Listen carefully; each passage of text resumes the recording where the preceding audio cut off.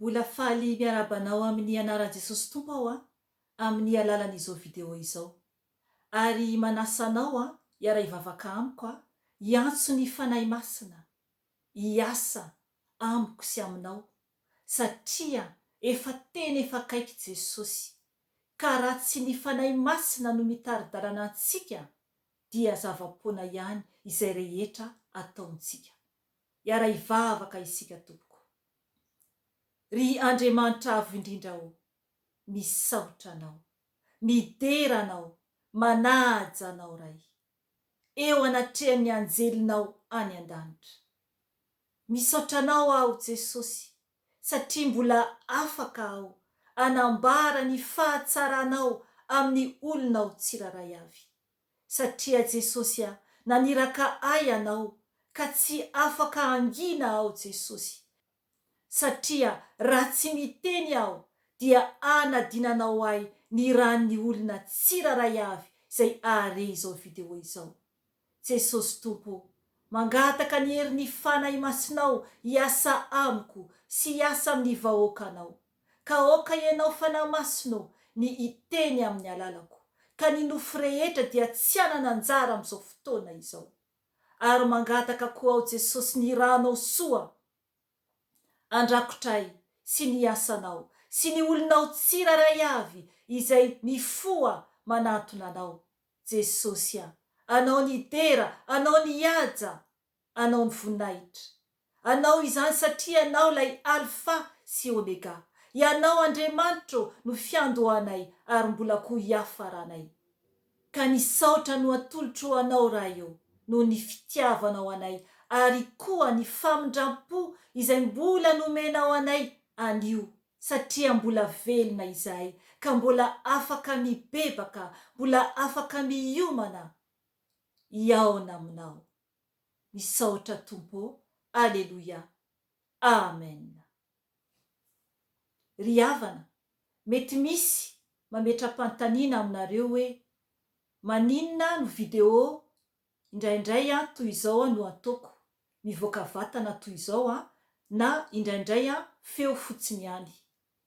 Ny antony tompoko dia arakaraka izay tarihan'ny fanahy masina ahy, satria ny ataoko dia asany, ka izay sitraky ny Tompo no tanterahiko. Ry havana, mamerina ny fiarabananao aho amin'ny anaran'i Jesosy Tompo anio azoma fa 12 ny volana Jolay 2022. Anio ny fijoroana Vavolombelona izay nasain'ny Tompo ho zaraiko dia momba ny amin'ny firesahana olona, momba ny amin'ny firesahantsika olona. Tena zava-doza io ry havana, tena zava-doza, satria tena mitaraka antsika ho any amin'ny Afobe. Alohan'ny hitatarako ny zavatra niseho, ny vision, ny fahitana izay naseho an'ny Tompo tamin'ny Zanakolahy, dia amaky tenin'Andriamanitra foy aho araka ny mahazatra, satria Tompoko ny Tompo no ambara, ny lanitra no ambara, dia tsy maintsy amin'ny teniny no anamarinana izany. Ary koa mba tena hijorontsika tsara, mba tena tsy hanaovantsika kilalao ny fanahintsika. Ry havana, tiantsika Andriamanitra, ary tiany isika tsiraray avy hiditra ny fanjakany. Izay no mahatonga ahy nanolotra ny tenako teo anatrehan'i Jesosy ho ataony fitaovana, satria betsaka ny ratsy vitako, ary no ny famindrampon'Andriamanitra irery ihany no nahatoy izao ahy. Ary izany no nanekeko izara foana izay nasehoany tamiko sy tamin'ny ankohonako, hatramin'ny fahazazako izay efa niantsoany Tompo fa tsy fantatro, ary hatramin'ny ankehitriny ary koa mandrapatapitra fofonaiko dia anambara foana izay naseho an'ny Tompo ary mbola aseho an'ny ay mandrapikipiny masoko. Ry havana, horaisitsika ny tenin'Andriamanitra ho vakiantsika dia izay tariny fanahy masina anambarana foy izay tiany ambara alohany ijoroko vavolombelona. Tsy manomana teny lavabe ako, fa verse fotsiny ihany no omeny fanahy masinay, ary koa ny zavatra izay nasehoany tamin'ny nofy na tamin'ny vision ireo ihany nosoratako. Dia ny fanahy masina no mitarika izay tiany ambara, satria eto izy, eto ny fanahy masina, ato anatiko izy ary etoko, ary any aminao raha manaiky anao ny iasan'ny fanahy masina. Ry havana, tsara ny Tompo raha manaiky isika tena hoe itoerany ao anatintsika. Horaisitsika ny tenin'Andriamanitra voalohany Matio 7:1 ka hatramin'ny 5 any no vakiantsika.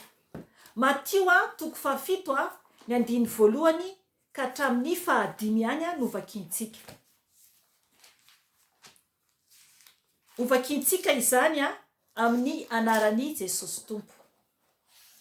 Aza mitsara mba tsy ho tsaraina ianareo, fa araka ny fitsarana ataonareo no hitsarana anareo, ary araka ny refy ataonareo no andrefesana ho anareo. Nahoana ianao no mijery ny singanaitra eo amin'ny mason'ny rahalainao, nefa ny andry eo amin'ny masonao dia tsy mba tsikarotrao akory? Ary ahoana no ilazanao amin'ny rahalainao hoe aoka hoe soroko ny singanaitra eo amin'ny masonao, nefa indro ny andry dia eo amin'ny masonao?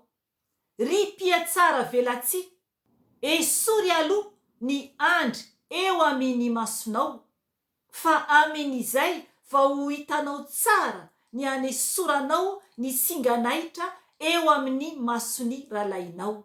Amen.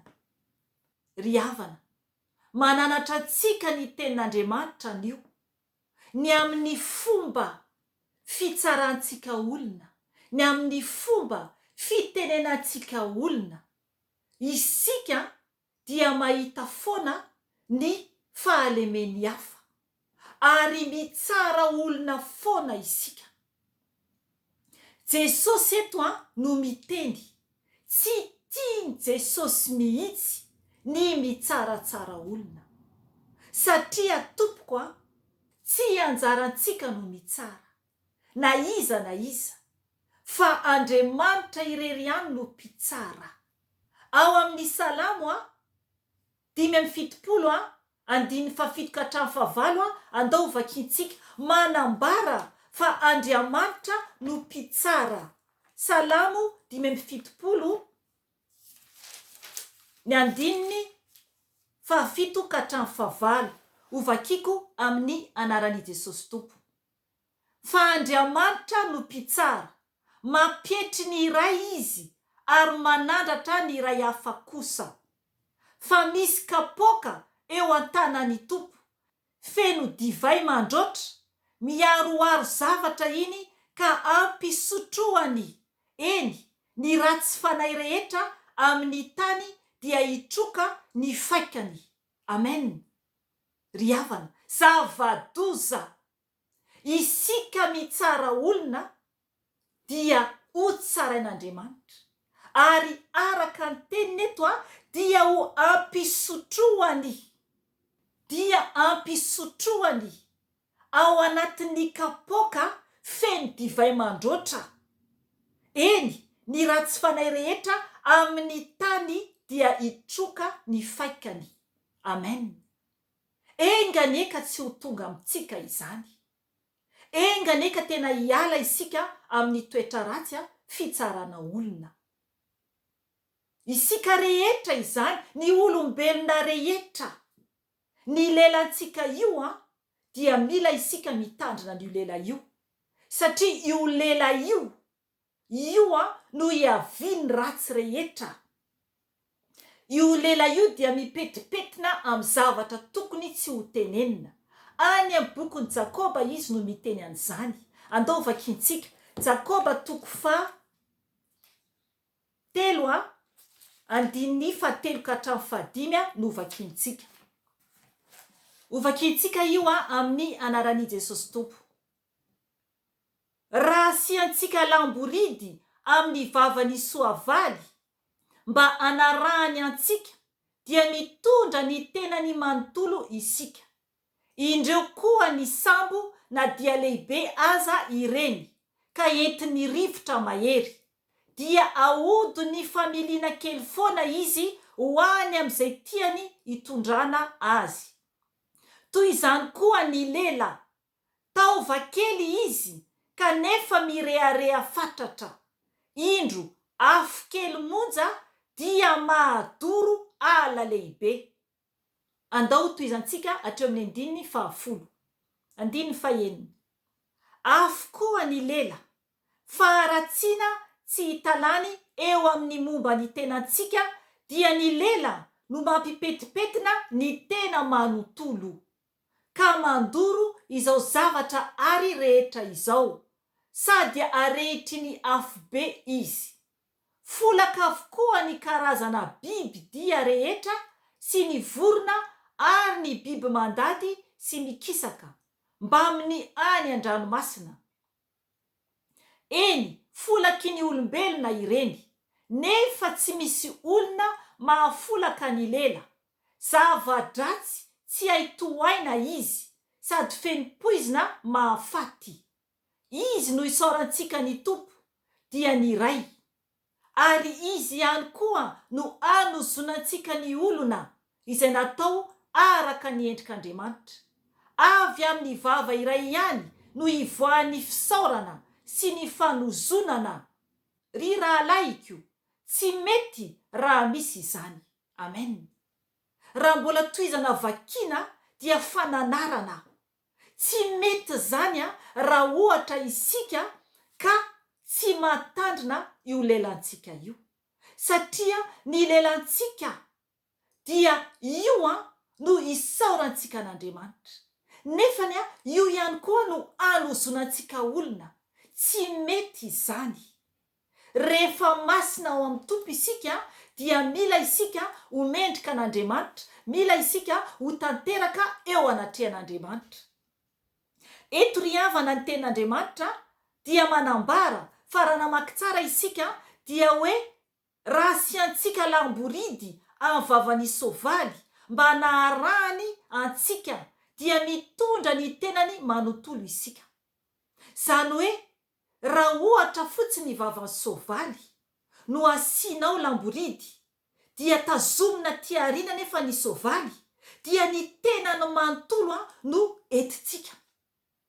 Isika ry havana ny lelantsika io, raha ny fanahintsika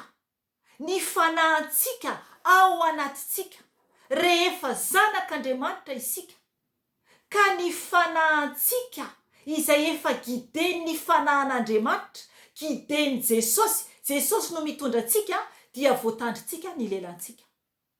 Satria ny lelantsika dia rantsana kely ao anatin'ny tenantsika. Fa ny tenantsika dia tokony ho tepolin'Andriamanitra, ho tepolin'ny fanahy masina, dia voaharo tsy ho very any amin'ny afo mandoro ny tenantsika manontolo.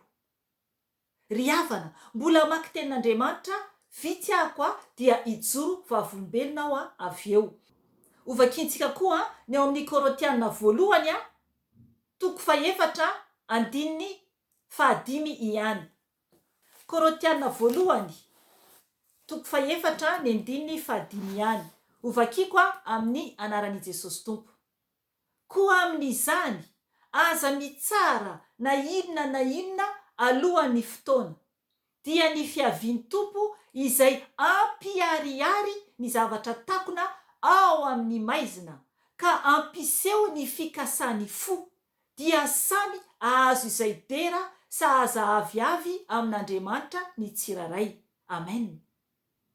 Isika izany tokony tsy mitsara mihitsy. tahaka ny voalaza tany amin'ny Matio. Jesosy no nampianatra tany amin'ny Matio. Eto ny apôstôly Paoly. Ry havana, isika zany tokony tsy tsara mihitsy satria araka ny tenin'Andriamanitra eto fa amin'ny fiaviany tompo dia ampiariary ny zavatra takona ao amin'ny maizina ny tompo zany. Ny ao anatin'ny fontsika ao. Inona ny anatin'ny fontsika ao? Isika ve rehefa miteny olona, ilay teny nolazaintsika tao amin'ny takona, ilay fifosana nataontsika anin'olona iny amin'ny olo-kafa, hosahantsika ve ho lazaina eo masony? Hosahantsika ve ho ambara eo imason'iny olona iny? Hosahantsika ve anambara izay zavatra noresahantsika tao amin'ny takona anin'olona iny eo imasony? Izay le hoe ao anatin'ny fo. Ny fontsika zany mila arovantsika sady koa. Ary izay koa le hoe ny resaka ataontsika ambadimbadika hitsarantsika olona, hifosantsika olona dia ho aseho an'Andriamanitra ny ariary amin'ny andro farany. Eo Andriamanitra no hitsarantsika. Satria isika tsiraray avy tompoko dia tsisy marina na dia iray akory ara. Ampitandrina antsika mantsy ny tompo satria zava-doza no nasehony tamin'ny Zanakolahy. Zava-doza ny anjo satria nasehony tompo ny Zanakolahy. Raha ohatra ka mbola mifosafosa olona foana isika. Ry havana, vakintsika ihany koa tenin'Andriamanitra anankiray Korotiana ihany Korotiana 2 toko 5:10 ihany vakintsika. Vakintsika izany amin'ny anaran'i Jesosy Tompo. Fa isika rehetra dia samy tsy maintsy ho hita toetra miariary eo amin'ny fitsaran'i Kristy mba andraisany olona rehetra ny valiny izay zavatra nataony tenany dia araka izay nataony na tsara na ratsy. Amen. Ry havana, tsy afaka hiala isika. Tsy afaka hiala isika amin'ny ratsy ataontsika. Na inona io. Na fifosana inona na fifosana inona io. Na toetra ratsy inona io. Dia aseho miariary eo anatrehan'ny fitsaran'i Kristy. Oka isika hitandrina. Oka isika tena hoe hiala amin'ny fifosana sy ny fitsarana olona sy ny firesahana olona na iza izany. Fa tsy marina isika tompoko. Ny teny farany novakintsika dia ao amin'ny Salamo 4:30 dia ijoro Vavolombelona ao avy eo. Salamo 4:30.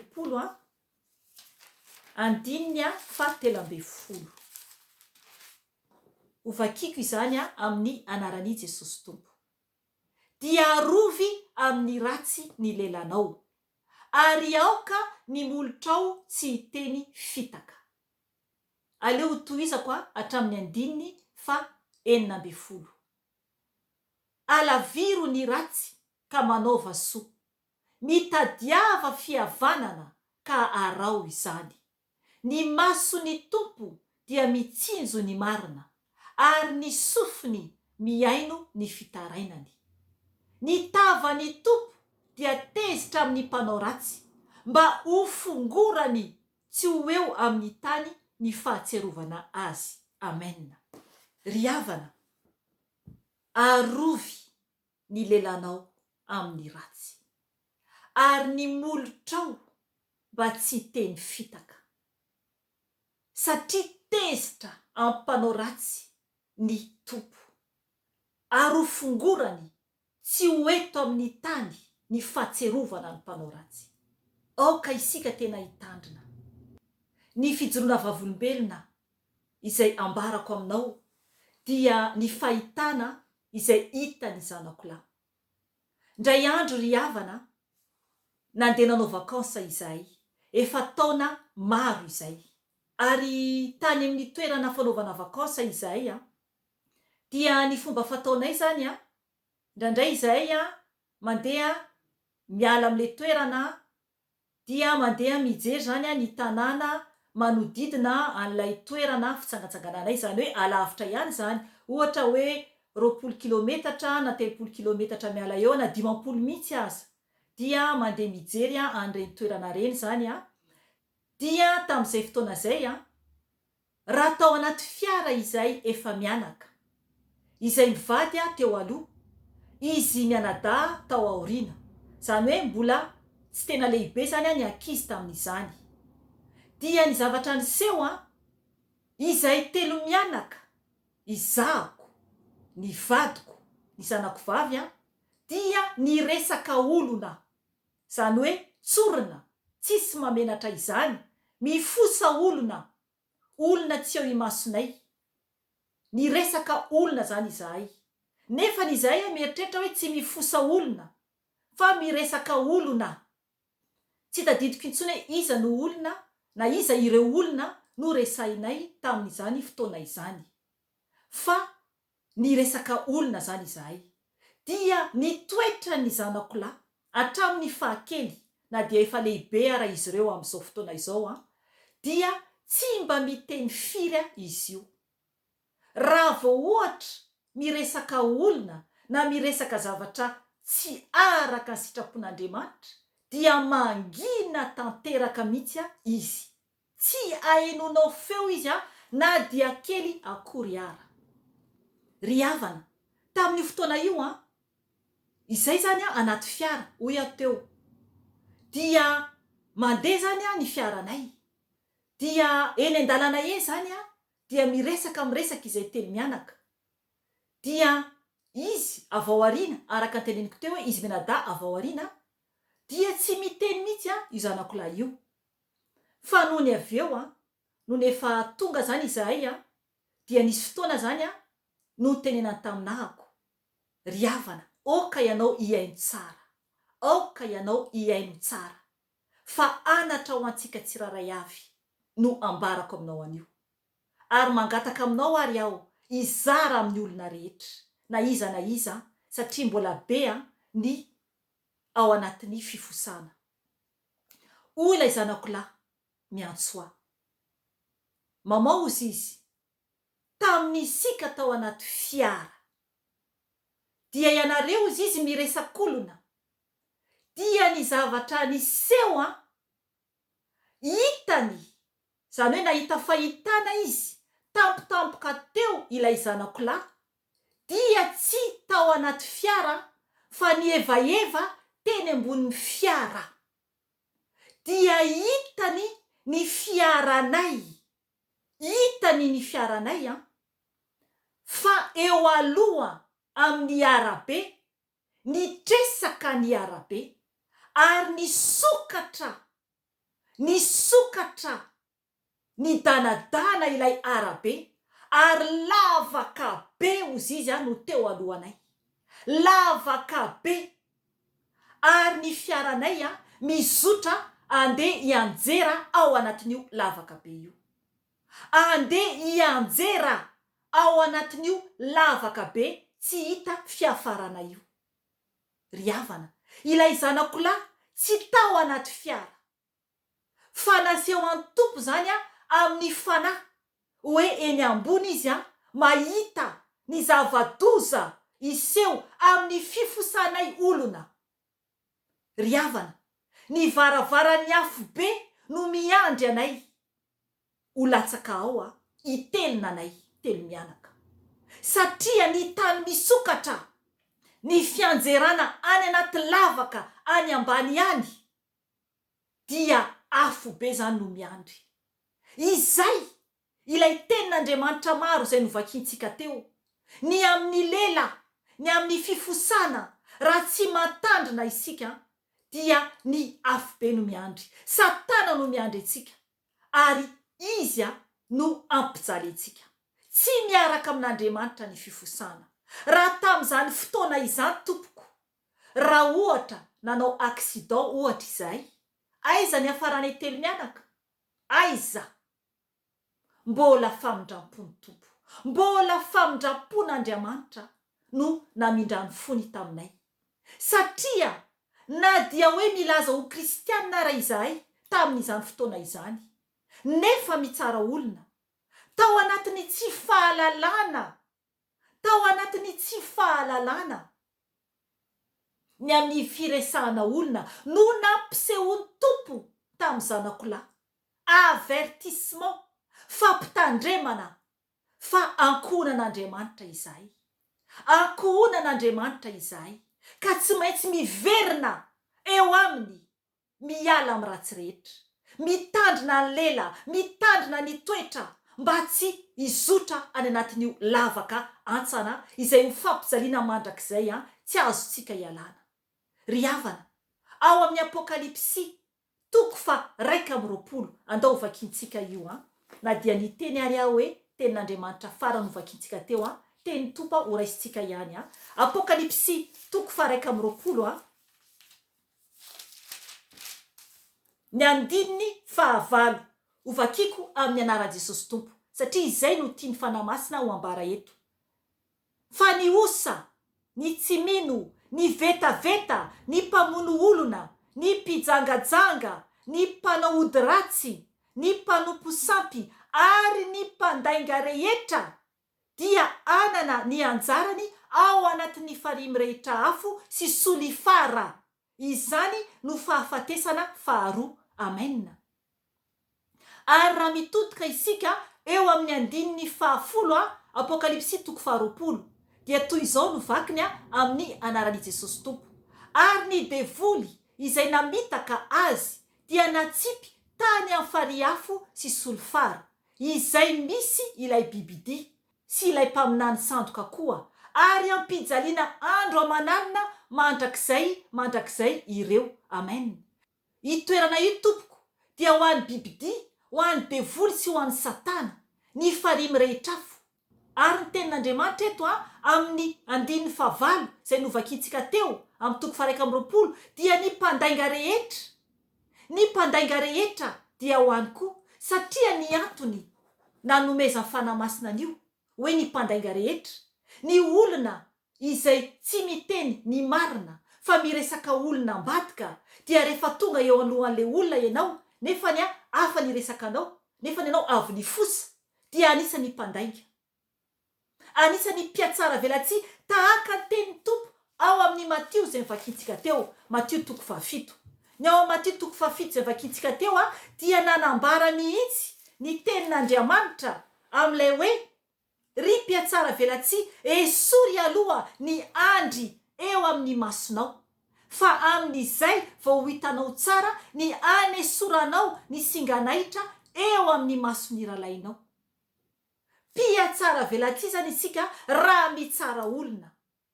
Isika mpitsara olona dia mpanota ary mpandainga, ary ny Afobe no vatantsika. Ry havana, tiantsika ny Tompo ary maminy isika. Tsoroko aminao fa omaly ny Tompo no nampatsiahy ahy izay fahitana hitany Zanakolahy izay. Ary ny teny ny fanahy masina tamiko hoe, mila ianao manao an'io video io tian'Andriamanitra isika hibebaka, ary tsy tiany ho hisy very na dia iray akory ara. Ry havana, enganie ka tena hibebaka ka hiverina amin'ny Tompo ianao, tahaka ny verenako tamin'ny Tompo, ny fona tamin'ny Tompo ao ary ny bebaka ao, natahotra ny varaotsanao raha nare ny teny'ilay Zanakolahy tamin'io andro io raha nyteny tamiko izy. Ry havana, miverena amin'i Jesosy fa tiantsika izy, ary mbola miandry antsika mba tsy ho hisy petipetina araka ny teny rehetra izay novakintsika teo. Aoka ianao andinika ny tenin'Andriamanitra, raiso ny teniny, mibeba, miova, fa afaka isika miova raha tena manaradia an'i Jesosy tokoa. Aoka ny Tompo no hitondra ny fiainantsika. Raiso Jesosy ho Tompo sy mpamonjy ny fiainanao, dia miova, mijoro, miala amin'ny ratsy rehetra, izay vao afaka anatona antsika Jesosy, izay vao afaka anamboatra antsika Jesosy. Voninahitra ny ho an'Andriamanitra irery ihany, ary fiadanana ho an'ny olona izay ankasitrahany irery any. Amen. Mahereza tompo.